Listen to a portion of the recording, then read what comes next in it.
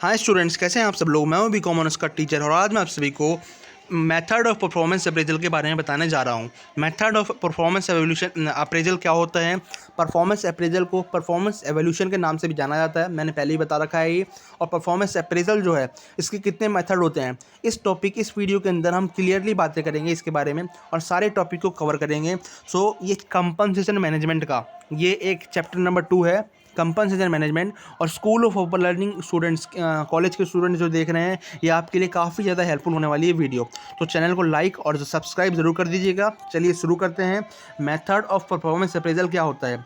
इसके दो मेथड होते हैं, एक है ट्रेडिशनल मेथड और एक है मॉडर्न मेथड। इस वीडियो के अंदर हम ट्रेडिशनल मेथड के बारे में बात करेंगे। ट्रेडिशनल मेथड परफॉर्मेंस अप्रेजल का क्या होता है, काफ़ी ज़्यादा इंपॉर्टेंट टॉपिक है और कई स्टूडेंट्स को दिक्कत आती है इस टॉपिक के अंदर। तो मैं वो क्लियर कर दूंगा क्योंकि ये नोट्स काफ़ी ज़्यादा सिंपल लैंग्वेज में और इजी लैंग्वेज में बनाए हैं, तो आपको याद रखने में अपने माइंड के अंदर काफ़ी ज़्यादा आसान होगी क्योंकि इस नोट्स को मैंने काफ़ी ज़्यादा सिंपल तरीके से बनाया है। आपको देख दूँ ना, आप देख सकते हैं। सबसे पहले मेथड जो होते हैं परफॉर्मेंस अप्रेजल के, वो दो होते हैं। पहला है ट्रेडिशनल मेथड, दूसरा है मॉडर्न मेथड। ट्रेडिशनल मेथड के अंदर सबसे पहला मेथड है रैंकिंग मेथड। रैंकिंग मेथड का मतलब होता है ओल्डेस्ट और simple method of performance appraisal where employees are compared with all other for the purpose of placing order। देखो मैं आपको बता दूं, सबसे पहले रैंकिंग मेथड सब बहुत पुराना मेथड है। ये आज के टाइम पे मेथड यूज़ नहीं होता। मेथड परफॉर्मेंस अप्रेजल मतलब एम्प्लॉयज़ को जज करना कि कितने अच्छे तरीके से वो काम कर रहे हैं।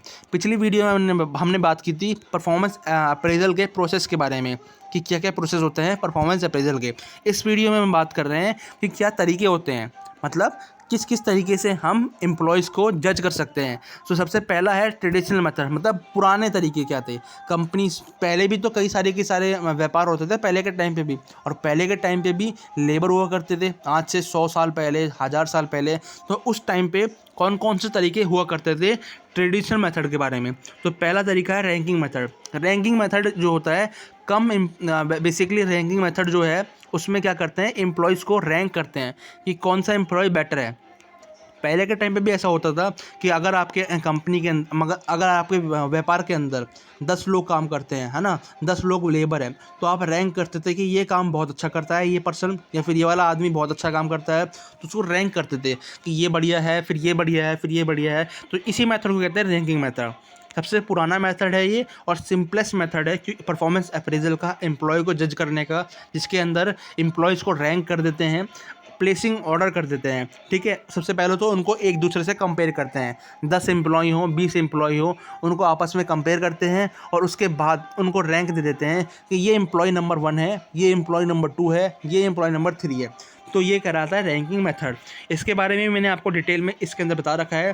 कह रहा है the employ are rank from the highest to the lowest और from best to the worst. मतलब आपको समझ में आ रहा है, कह रहा है एम्प्लॉय को रैंक करते हैं हाईएस्ट से लोएस्ट के बीच में, या फिर लोएस्ट से हाईएस्ट के बीच में, मतलब रैंक कर देते हैं कौन सा एम्प्लॉय बेस्ट है, कौन सा ख़राब है। तो ये एम्प्लॉय को जज करने का बहुत पुराना तरीका है, रैंकिंग मेथड है। ठीक है, नेक्स्ट नंबर 2 है पेयर्ड कंपैरिजन।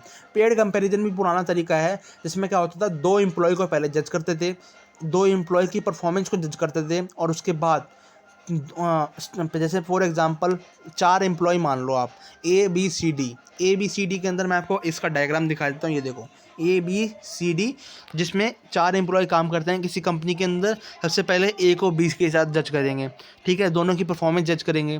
दूसरा है ए को सी के साथ करेंगे, ए को डी के साथ करेंगे। तीनों की परफॉर्मेंस जज कर ली आपस में, चारों की। उसके बाद बी को सी के साथ करेंगे, फिर बी को डी के साथ करेंगे और सी को डी के साथ करेंगे। मतलब जितने भी एम्प्लॉयज़ हैं उन सभी को आपस में कंपैरिजन करेंगे पेयर्ड की फॉर्म में। मतलब सभी एम्प्लॉयज़ को कंपेयर करना है मगर जोड़े के रूप में करना है। मतलब ऐसा ना हो कि कोई एम्प्लॉय छूट जाए, ऐसा ना हो, मगर सभी एम्प्लॉयज़ को पेयर के रूप में कंपेयर करेंगे। उसे कहते हैं पेयर कंपैरिजन मेथड। बेसिकली ये भी बहुत पुराना तरीका है मगर काफ़ी ज़्यादा लेंथी तरीका है। ये लेंथी तरीका मतलब इसमें बहुत ज़्यादा कैलकुलेशंस लगती हैं एम्प्लॉय को कंपेयर करने में। मतलब आपको सबसे पहले, अगर आपकी एम्प्लॉय की कंपनी के अंदर बहुत ज़्यादा लोग काम करते हैं, 1000 लोग काम करते हैं, 10,000 लोग काम करते हैं, तो ये तरीका काम नहीं आएगा आपके लिए, क्योंकि ये काफ़ी ज़्यादा टफ तरीका है। मतलब हर एम्प्लॉय को पेयर्ड की फॉर्म में जितने एम्प्लॉयज़ हैं सबसे कंपेयर कर रहे हैं, जिससे काफ़ी ज़्यादा लेंथी तरीका बन जाता है एम्प्लॉयज़ को कंपेयर करने का। कह रहा है in this method every employee in a job is compared with each every employee on one basis, मतलब एक दूसरे को कंपेयर करते हैं पेयर्ड की फॉर्म में to determine which is the better worker. The number of the comparison are divided with the formula n bracket में n-1 divide by 2। Here employees are comparison in a pair to जज who is preferable for the job. मतलब यहाँ पे employees को compare करते हैं कि कौन सा बेटर है किसी जॉब के अंदर, है ना। तो ए को बी के साथ किया, बी को सी के साथ किया, आपस में पेयर की फॉर्म में करेंगे और कोई एम्प्लॉय रहना भी नहीं चाहिए। इसका फॉर्मूला है n ब्रैकेट में n-2 डिवाइड बाई 2। ये बेसिकली हमने फिजिकल एजुकेशन के अंदर भी इसके बारे में पढ़ा था। 12th क्लास के अंदर आपने पढ़ा होगा n ब्रैकेट में n-1 डिवाइड बाई 2 एक फॉर्मूला था, मैथमेटिक्स के अंदर भी था और फिजिकल एजुकेशन के अंदर भी था। सेम यही फॉर्मूला इसके अंदर है पेयर्ड कंपैरिजन मेथड के अंदर, जिसके अंदर सभी एम्प्लॉयज़ को जोड़े के फॉर्म में कंपेयर करते हैं। ठीक है, समझ में आ रहा है। सब सी नंबर का है ग्रेडिंग मेथड। ग्रेडिंग मेथड क्या होता है, बहुत ज़्यादा पुराना मेथड है जिसके अंदर सिंपली एम्प्लॉय को ग्रेड करते हैं कि ये ए ग्रेड का एम्प्लॉय है, बी ग्रेड का एम्प्लॉय है, सी ग्रेड का एम्प्लॉय है, डी ग्रेड का एम्प्लॉय है। और जो ग्रेडिंग दी जाती है उनको ए बी सी की, उसका मतलब भी कुछ और होता है। मतलब ए का मतलब एक्सीलेंट, बी का मतलब वेरी गुड, सी का मतलब मॉडरेट या फिर एवरेज और डी का मतलब पुअर, ई का मतलब वर्स्ट। सो उनको ग्रेड दिया जाता है कि एम्प्लॉय जो हैं ये किस तरह के ग्रेड के एम्प्लॉय हैं, वो एक्सीलेंट हैं, वेरी गुड हैं या फिर मॉडरेट हैं या फिर पुअर हैं, वर्स्ट हैं। तो उनको ग्रेड देना उसे कहते हैं ग्रेडिंग मेथड। ये भी बहुत पुराना तरीका है, बेसिकली आज से 100 से 200 साल पहले ये फॉरेन कंट्रीज़ के अंदर ये तरीका इस्तेमाल होता था। इंडिया के अंदर भी इस्तेमाल होता था, मगर ये एक्सीलेंट की जगह हिंदी में जो वर्ड्स होते हैं उनका इस्तेमाल होता होगा। बेसिकली ग्रेडिंग मेथड में कह रहा है different grades are given to the employees based on their performance. हर एम्प्लॉय को उनका ग्रेड दे दिया जाता है उनके परफॉर्मेंस के अकॉर्डिंग। मतलब कौन सा एम्प्लॉय कैसी परफॉर्मेंस कर रहा है उसके हिसाब से उसको ग्रेड दे दिया जाता है। इन ऑर्गेनाइजेशन ग्रेड्स में भी form of alphabet ABCDE, alphabet के फॉर्म में ये ग्रेड होते हैं। और in words like excellent, very good, moderate, very bad और वर्स्ट। समझ में आ रहा है आपको। मतलब या तो ये हो सकते हैं excellent, very good, moderate, bad, very bad या ब्रॉस्ट, या फिर ABCDE। इस फॉर्म में ये सारे के सारे वर्ड्स हो सकते हैं। ठीक है, नेक्स्ट कह रहा है ग्रेडिंग रेटिंग मेथड। सेम जैसे ग्रेडिंग मेथड था ये वैसे ही ग्राफिक रेटिंग मेथड है, मगर यहाँ पे हम क्या करते हैं, ग्राफिकली रिप्रेजेंट करते हैं। मैंने आपको बताया ग्रेडिंग मेथड के बारे में जिसमें ABCDE है ना, रैंक कर देते हैं एम्प्लॉयज़ को, ग्रेड दे देते हैं उनके काम के हिसाब से। मगर यहाँ पे क्या करते हैं, उनको ग्राफिकली रिप्रेजेंट कर देते हैं। एक टेबल बना देंगे जिसमें दिखा देंगे कि भाई तुम्हारी परफॉर्मेंस किस पोर्शन के अंदर कितनी थी, और उसको ग्रेड दे देंगे। ग्रेड दे देंगे या मार्किंग दे देंगे उस पर्टिकुलर परफॉर्मेंस के अंदर। जैसे यहाँ पे आप देख सकते होंगे ये पे अटेंडेंस के अंदर कितने अच्छे हैं वो, मतलब रेगुलर आते हैं कंपनी के अंदर कि नहीं आते। तो अटेंडेंस के अंदर वो एक्सीलेंट हैं, मॉडरेट हैं, बैड हैं या वर्स्ट हैं। अटेंडेंस के अंदर या कॉपरेशन के अंदर आपस में जो एम्प्लॉयज़ हैं उनके अंदर उनका कितना कॉपरेशन है, कितने मिलजुल के काम करते हैं, वो टीम वर्क कितना अच्छा है उनका, है ना। तो कॉपरेशन के अंदर वो मॉडरेट है एम्प्लॉय, बैड है या वर्स्ट है या एक्सीलेंट है। क्वालिटी ऑफ वर्क, किस क्वालिटी का काम करता है, कितना अच्छा काम करता है, उसमें वो एक्सीलेंट है, मॉडरेट है, बैड है या वर्स्ट है। ये सब चेक किया जाता है कैसे, ग्राफिक रेटिंग स्केल की मदद से, जिससे एम्प्लॉय को दिखा दिया जाता है कि वो कितने अच्छे तरीके से काम कर रहे हैं, और ग्राफिकली रिप्रेजेंट किया जाता है उनके ग्रेड के बारे में। ग्रेडिंग मेथड में उनको मात्र ग्रेड दिखाया जाता था, लेकिन ग्राफिक रिप्रेजेंटिंग मेथड में एक टेबल बना के ग्राफिकली बताया जाता है कि तुम्हारी परफॉर्मेंस कैसी है भाई, तुम कितने अच्छे तरीके से काम कर रहे हो। तो ये कहलाता है ग्राफिक रेटिंग मेथड। पुराने तरीके हैं ये, ट्रेडिशनल मेथड्स हैं जो पहले के टाइम पे इस्तेमाल होते थे। नेक्स्ट कह रहा है force distribution method. Force distribution method क्या होते हैं, पहला है appraiser has to distribute the employee into 5 level like excellent, very good, moderate and bad and worst. Employees are ranked against one another rather than performance standard. अब देखो force distribution method, इसके नाम में फोर्स लगा हुआ है। Force मतलब कि आपको ज़बरदस्ती किसी ना किसी एम्प्लॉय को बैड बनाना होगा, किसी न किसी एम्प्लॉय को वर्स्ट बनाना होगा, किसी न किसी एम्प्लॉय को मॉडरेट बनाना होगा, किसी न किसी एम्प्लॉय को एक्सीलेंट बनाना होगा। मतलब कंपनी के अंदर ऐसा नहीं होगा कि सारे के सारे एम्प्लॉयज़ एक्सीलेंट हो या सारे के सारे एम्प्लॉय एवरेज हो। यहाँ पे आपको बेस्ट में से बेस्ट निकालना होगा और वर्स्ट में से वर्स्ट रॉस्ट निकालना होगा, अगर ना हो तो भी बनाना ही होगा, फोर्सली है यहाँ पे। और ये वो कैसे होता है, मतलब कंपनी के अंदर अगर 100 लोग काम कर रहे हैं तो 100 में से 10 आपको एक्सीलेंट के अंदर डालने होंगे, और उसमें से 20 आपको वेरी गुड के अंदर डालने होंगे, 40 आपको मॉडरेट के अंदर डालने होंगे, 20 आपको बैड के अंदर डालने होंगे, और 10 आपको रॉस्ट के अंदर डालने होंगे। और ये क्राइटेरिया हमेशा चलता ही रहेगा, मतलब आपको कुछ ना कुछ एम्प्लॉयज़ को रॉस्ट बनाना ही होगा, ये नेसेसरी है। तो इसे कहते हैं फोर्स डिस्ट्रीब्यूशन मेथड। एक ऐसा ही मेथड है फोर्स मेथड, एक इसी से रिलेटेड मेथड है लेकिन थोड़ा सा डिफरेंट है वो अभी हम बात करेंगे इसके बारे में। तो फोर्स डिस्ट्रीब्यूशन मेथड के अंदर आपको एक दूसरे एम्प्लॉयज़ के साथ कंपैरिजन करना होता है कि कितने अच्छे तरीके से काम कर रहे हैं, और फोर्सफुली उनको किसी ना किसी ग्रेड के अंदर डालना होगा, ठीक है। अब नेक्स्ट कह रहा है फोर्स चॉइस मेथड। देखो मैंने बताया था ना, फोर्स डिस्ट्रीब्यूशन मेथड है ना, ये उसी से रिलेटेड फोर्स चॉइस मेथड है, मगर ये थोड़ा सा डिफरेंट है। अब वो थोड़ा सा डिफरेंट कैसे है वो आपको बता दूं कि appraiser is given a set of statement and asked to select one statement which defines the employee. मतलब यहाँ पे अप्रेजर मतलब जो कंपनी के अंदर एम्प्लॉयज़ को जज कर रहा है, कंपनी के अंदर एम्प्लॉय को रेट कर रहा है, उसे कहते हैं अप्रेजल। मूल्यांकन करने वाला मतलब पेपर टेस्ट करने वाला है ना, चेक करने वाला, उसे कहते हैं अप्रेजर।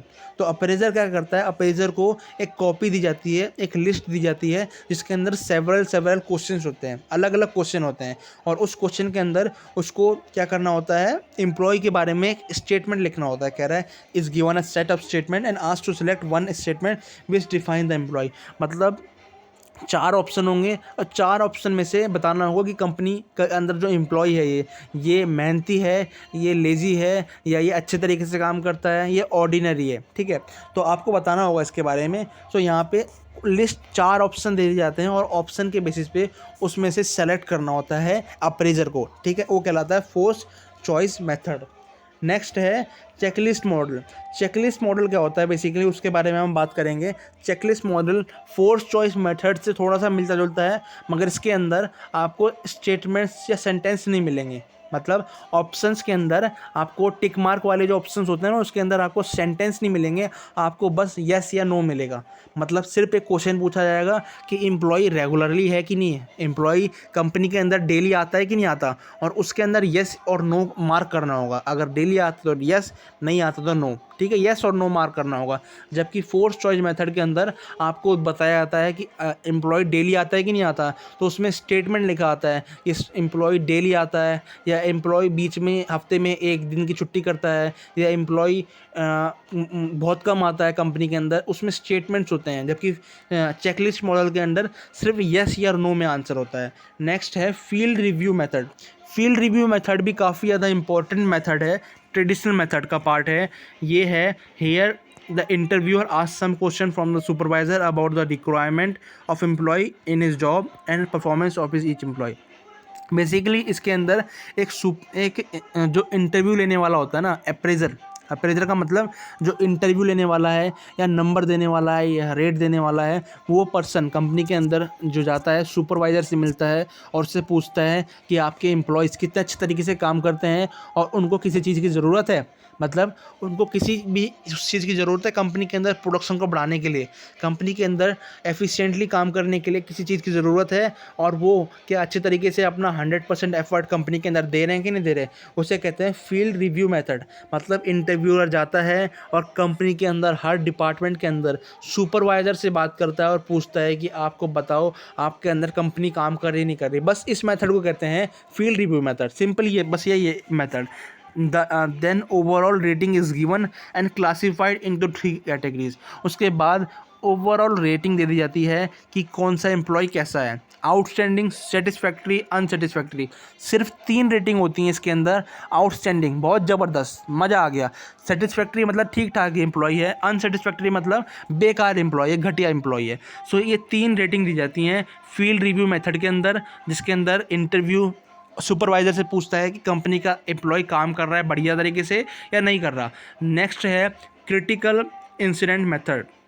इसके बाद 3 मेथड और हैं, 2 मेथड और हैं बेसिकली इसके बाद। देखिए हाँ, 2 मेथड और हैं और बस उसके बाद ये वाला ट्रेडिशनल मेथड ख़त्म हो जाएगा। ट्रेडिशनल मेथड जिसके अंदर एम्प्लॉय को जज किया जाता है, उसके परफॉर्मेंस को निकाला जाता है, परफॉर्मेंस अप्रेजल का ट्रेडिशनल मेथड ये ख़त्म हो जाएगा।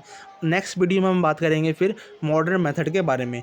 क्रिटिकल इंसिडेंट मेथड क्या होता है? बेसिकली कभी भी एम्प्लॉय कोई किसी कंपनी के अंदर काम कर रहा है और कंपनी के अंदर कोई हादसा हो जाए, इंसिडेंट हो जाए, तो उस इंसिडेंट के दौरान एम्प्लॉय किस तरीके से काम कर रहा है उसे कहते हैं critical incident method. For example company के अंदर आग लग गई, तो कोई एम्प्लॉय क्या क्या कर रहा है, कोई एम्प्लॉय कैसे स्टेप कर रहा है, वो सुपरवाइज़र को ध्यान में रखना होगा, मॉनिटर करना होगा उनकी एक्टिविटीज़ को कि वो कितने अच्छे तरीके से काम कर रहे हैं उस सिचुएशन को टैकल करने के लिए, उस सिचुएशन को हैंडल करने के लिए, उस सिचुएशन को ठीक करने के लिए वो किस तरीके से काम कर रहे हैं उसके बारे में एम्प्लॉयर को अपने माइंड में ध्यान रखना होगा। और उसके बाद क्रिटिकल इंसिडेंट के हिसाब से उनको रेटिंग देनी होगी। समझ में आ रहा है आपको? In this method performance of employee during critical incident, critical incident मतलब कंपनी के अंदर जो अचानक हादसे हो जाते हैं, क्रिटिकल इंसिडेंट मतलब अचानक हादसे जो होते हैं कंपनी के अंदर, उसके अंदर कंपनी के अंदर एम्प्लॉय किस तरीके की परफॉर्मेंस दे रहा है उसको ध्यान रखा जाता है। All the critical task perform by each employee are written, सारे के सारे क्रिटिकल टास्क जो कंपनी का हर एक एम्प्लॉय रिटन लिखता है और कंपेयर करता है एक दूसरे से। मतलब जितने भी क्रिटिकल टास्क कर रहे हैं एम्प्लॉय के अंदर उसको लिखा जाता है। कंपनी के अंदर किसी एम्प्लॉय ने बहुत अच्छे तरीके से काम किया है ख़तरनाक सिचुएशन के अंदर, एक्सीडेंटल सिचुएशन के अंदर या फिर क्रिटिकल इंसिडेंट के अंदर, तो उसको रिटर्न किया जाएगा, लिखा जाएगा, रिकॉर्ड किया जाएगा, डाटा को स्टोर किया जाएगा और उसके बाद कंपेयर किया जाएगा और एम्प्लॉय की क्रिटिकल इंसिडेंट की परफॉर्मेंस से। समझ में आ रहा है? और एम्प्लॉय की क्रिटिकल इंसिडेंट की परफॉर्मेंस से उनको कंपेयर किया जाएगा, उनको मेजर किया जाएगा, उसे कहते हैं क्रिटिकल इंसिडेंट मेथड। ठीक है, सो ये क्रिटिकल इंसिडेंट मेथड है पूरा का पूरा, जिसमें performance of each employ during critical incident is taken into consideration. मतलब हर एक एम्प्लॉय की एम्प्लॉयज़ की परफॉर्मेंस को ध्यान रखा जाता है क्रिटिकल इंसिडेंट के दौरान। नेक्स्ट कह रहा है फ्री फॉर्म इजी अप्रेजल। इस मेथड को फ्री फॉर्म मेथड भी कहते हैं या फिर इजी अप्रेजल मेथड भी कहते हैं। अब ऐसा क्यों कहते हैं इसके बारे में बता देता हूँ कि ये बहुत पुराना मेथड है। बहुत पुराना मेथड मतलब इसके अंदर सिंपली जो अप्रेजर है या कंपनी के अंदर चेक करने वाला, एम्प्लॉयज़ को जज करने वाला जो पर्सन है उसे अप्रेजल कहते हैं। मैंने पहले ही बता रखा है। तो उस अप्रेजर जो पर्सन है वो क्या करता है, बेसिकली एम्प्लॉयज़ के बारे में पैराग्राफ की फॉर्म में लिखता है। मतलब एम्प्लॉयज़ के बारे में पैराग्राफ की फॉर्म में डिटेल तरीके से लिखना होता है कि कोई एम्प्लॉयज़ कितने अच्छे तरीके से काम करता है और उसकी परफॉर्मेंस कितनी इफेक्टिव रहती है कंपनी के अंदर, कितने एफिशिएंटली वो काम करता है एम्प्लॉय। सो उसे कहते हैं फ्री फॉर्म मेथड या इजी अप्रेजर मेथड। फिर बता दूं, it is the simplest method of appraiser in which appraiser have to write a narrative describing an employee strength. फिर बता दूं अप्रेजर को क्या लिखना होता है, एक नैरेटिव लिखना होता है। नैरेटिव मतलब एक पैराग्राफ फॉर्म में लिखना होता है एम्प्लॉयज़ के बारे में जो बताए क्या एम्प्लॉय की स्ट्रेंथ, एम्प्लॉय किस चीज़ में बेहतर है, एम्प्लॉय की वीकनेस, एम्प्लॉय की कमज़ोरी क्या क्या है, और पास्ट परफॉर्मेंस, पिछले टाइम में एम्प्लॉय ने कैसा परफॉर्म किया था, पोटेंशियल्स क्या क्या है उसके, और कुछ सजेशन अपने हिसाब से कि एम्प्लॉय क्या करेगा तो वो बेहतर हो सकता है, एम्प्लॉय और क्या कर सकता है तो और बेहतर हो सकता है। तो कुछ सजेशन देने होते हैं, उसकी स्ट्रेंथ बतानी होती है, उसकी वीकनेस बतानी होती है और पास्ट परफॉर्मेंस बतानी होती है। This method have some drawbacks. इस मेथड के अंदर कुछ ड्रॉबैक्स भी हैं। वो ड्रॉबैक्स क्या हैं? अगर कोई अप्रेजर चेक करने वाला किसी एम्प्लॉय का जान पहचान का हो, है ना, तो वो उसकी तरफ से बड़ा चढ़ा के लिख देगा, या फिर अगर उसके अंदर कैपेबिलिटी ना हो कि वो अपने वर्ड से एम्प्लॉय के बारे में अच्छे तरीके से डिस्क्राइब कर पाए तो वो वहाँ पे गलत डिस्क्राइब कर देगा। मतलब उसके पास राइटिंग स्किल्स बेहतर होनी चाहिए एम्प्लॉयर के पास, मतलब अप्रेजर या रेटर के पास, अप्रेजर या फिर रेटर के पास राइटिंग स्किल्स बहुत ज़बरदस्त होनी चाहिए किसी भी एम्प्लॉय की पूरी पर्सनैलिटी के बारे में बताने में। मतलब उसका क्या व्यक्तित्व है, वो कितने अच्छे तरीके से काम परफॉर्मेंस करता है, उसकी सारी की सारी परफॉर्मेंस के बारे में राइटिंग स्किल्स में बताना, रिटन में बताना, लिख के बताना, और उसको बताने के लिए अप्रेजर के पास एक ज़बरदस्त स्किल होनी चाहिए और उसके पास सारे की सारी कैपेबिलिटी होनी चाहिए। ठीक है, ये एक ड्रॉबैक है इसका, है ना। और दूसरा है कि काफ़ी लेंथी होता है, टाइम टेकिंग होता है, भरना होता है पूरा का पूरा पैराग्राफ अप्रेजर को लिख के कि इसके एम्प्लॉय का क्या स्ट्रेंथ है, क्या वीकनेस है, तो उसको थोड़ा थका देता है, ये टाइम टेकिंग है। ठीक है, लास्ट वाला है कॉन्फिडेंशियल रिपोर्ट। बेसिकली ये रिपोर्ट जो होती है सिर्फ एम्प्लॉय को बताई जाती है। मतलब एक तो अप्रेजर को पता होता है जो एम्प्लॉय के बारे में लिख रहा है, जज कर रहा है, ठीक है। जो एम्प्लॉय को जज कर रहा है कि ये एम्प्लॉय कितना अच्छा है, रेट नंबरिंग दे रहा है ना, रेट कर रहा है, उसको ग्रेड दे रहा है, तो एक तो अप्रेजर को पता होता है और दूसरा पता होता है सिर्फ एम्प्लॉय को। मतलब यहाँ दो लोगों को पता होता है कंपनी के अंदर, एक तो अप्रेजर और दूसरा का एम्प्लॉय। सिर्फ दो के अलावा और किसी को नहीं पता होता। या फिर अगर किसी एक्सेप्शन के लिस्ट में केस में कंपनी के अंदर उस एम्प्लॉय के बारे में देखा जाए तो कॉन्फिडेंशियल रिपोर्ट खोली जाती है कि एम्प्लॉय की परफॉर्मेंस कैसी है। ठीक है। तो ये एम्प्लॉय को ये कॉन्फिडेंशियल रिपोर्ट सिर्फ एम्प्लॉय के पास होती है या फिर अप्रेजर के पास होती है, जो मंथली बेसिस पे चेक किया जाता है। मंथली बेसिस पे या ईयरली बेसिस पे कॉन्फिडेंशियल रिपोर्ट बनाई जाती है और एम्प्लॉय के पास भेजी जाती है कि भाई तुम्हारी क्या क्या कैपेबिलिटीज़ हैं, क्या क्या तुम्हारा स्ट्रेंथ है। और ये सारे के सारे अलग अलग तरीके हैं जिससे कंपनी अपने एम्प्लॉयज़ को जज करती है कि भाई किस एम्प्लॉय में कितना दम है और कौन सा एम्प्लॉय कौन सा बेहतर है। ठीक है। सो कॉन्फिडेंशियल रिपोर्ट कहलाता है ये। It is mostly use by government organization and in Indian judiciary. मतलब जितने भी गवर्नमेंट सरकारी नौकरी वाले, जो जितने भी हैं सरकारी नौकरी वाले, वो सारे के सारे लोगों को कॉन्फिडेंशियल रिपोर्ट मिलती है महीने के बेसिस पे या साल के बेसिस पे। ठीक है। वो अपने हिसाब से डिसाइड करते हैं कि वो महीने के हिसाब से या साल के हिसाब से कॉन्फिडेंशियल रिपोर्ट बनाएंगे और एम्प्लॉयज़ को भेजेंगे कि नहीं भेजेंगे। ठीक है। और भेजना तो ज़रूरी है, लेकिन साल के हिसाब से बनाएंगे, मंथली के हिसाब से बनाएंगे। सुपीरियर क्या कहते हैं, जो superior prepare a confidential report.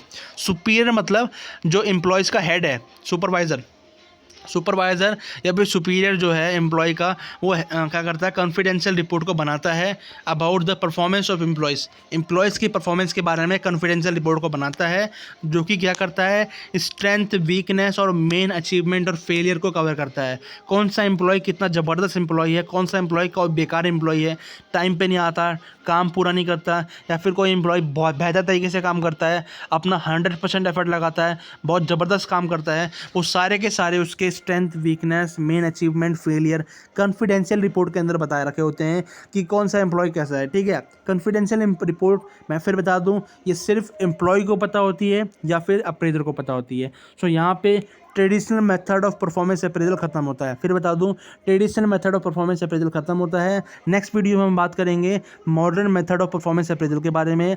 सो इस वीडियो को लाइक और सब्सक्राइब ज़रूर कर दीजिएगा। वीडियो देखने के लिए थैंक यू। नोट्स का लिंक डिस्क्रिप्शन में मिल जाएगा। नेक्स्ट में बात करेंगे modern method of performance appraisal के बारे में। Thank you.